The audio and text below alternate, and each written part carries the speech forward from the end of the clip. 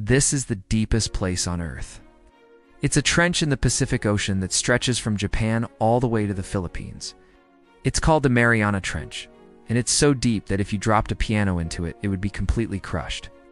And then you wouldn't be able to tell because it's pitch black. You're not even allowed to bring flashlights with you. So why do scientists keep going back to this horrible place? Let me explain. This is the Challenger Deep.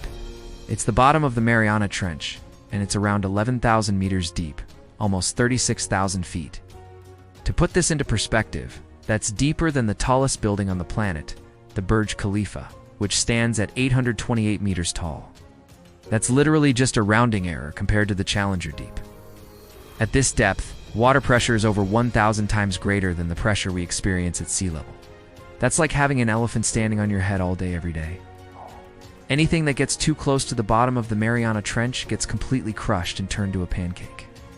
Even the strongest submarines can only get within a few hundred meters of the bottom before they have to turn back or risk being utterly destroyed. And that's not the only danger.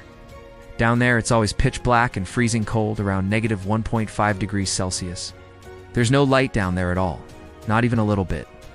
And to make matters worse, you can't bring any lights with you either, because they don't work down there. Even if you had the best flashlight in the world, it would be useless because all the light would just get absorbed by the water around you, so you would be completely blinded by darkness. But that doesn't stop strange things from living down there. Take this xenophyophor, for example.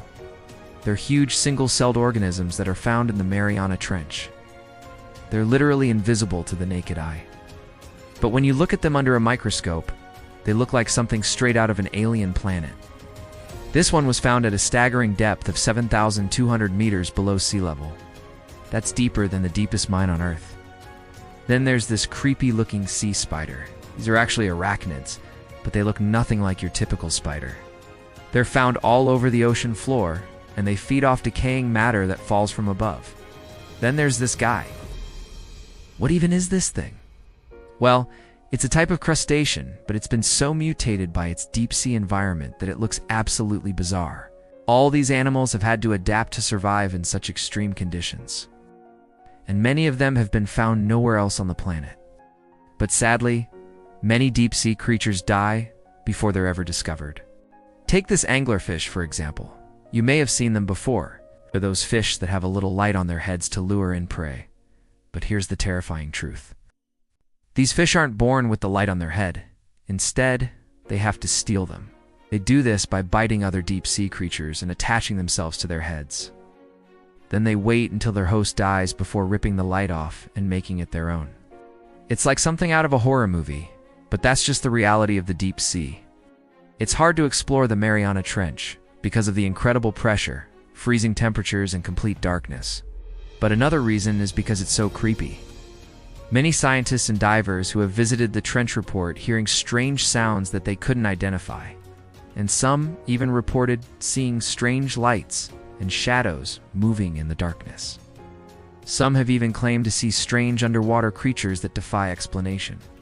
Many people experience claustrophobia when they visit the Mariana Trench, including famed ocean explorer Jacques Piccard, who was one of the first people to reach the bottom of the Mariana Trench. In 1960, he descended to the Challenger Deep in a specially designed bathyscaphe named Trieste. The journey took him nearly 5 hours, and he spent around 20 minutes at the bottom, before returning to the surface.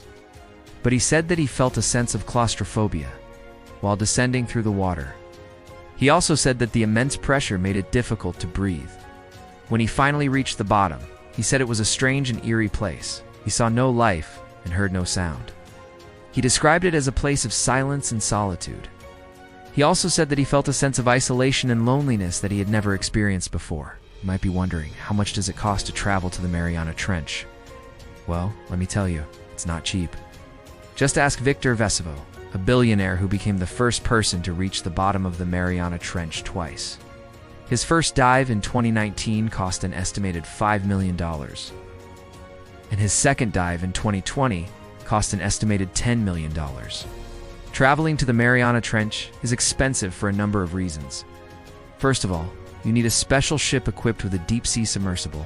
These ships are large and expensive to operate. You also need a crew of highly trained experts, including pilots, engineers, and scientists. Planning and preparation for a dive to the Mariana Trench can take months or even years. This includes designing and testing equipment, as well as obtaining permits and conducting research. The actual dive itself is also very complex and risky. It can take hours to descend to the bottom of the trench and even longer to return to the surface.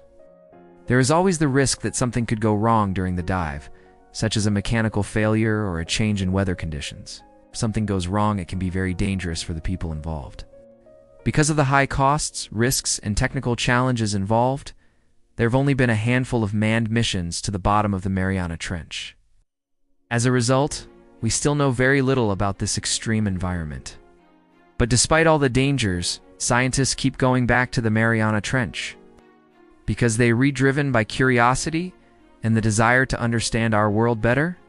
They want to know what other secrets the deep sea holds, and they are willing to take the risk to find out.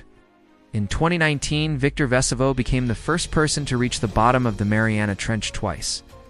On his second dive, he discovered a new species of deep sea life, including a shrimp-like creature that was later named after him.